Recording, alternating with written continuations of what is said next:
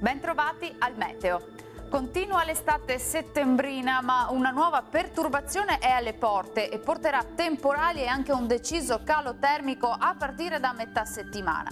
Vediamo intanto la situazione di martedì 17 settembre.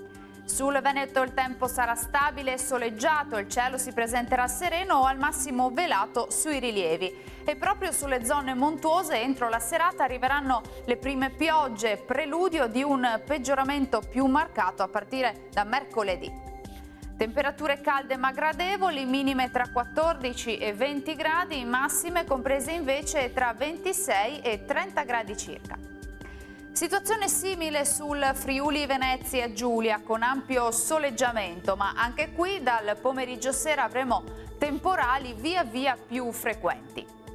Temperature invariate, minime tra 17 e 20 gradi, massime tra 24 e 28 gradi. Si mantiene buono sul Trentino Alto Adige, sole prevalente, cielo poco nuvoloso, salvo per occasionali piovaschi sui confini alpini. Temperature minime tra 15 e 16 gradi, massime oscillanti invece tra i 29 e i 30 gradi. Bene, dal meteo di Antenna 3 per ora è tutto. Arrivederci al prossimo aggiornamento.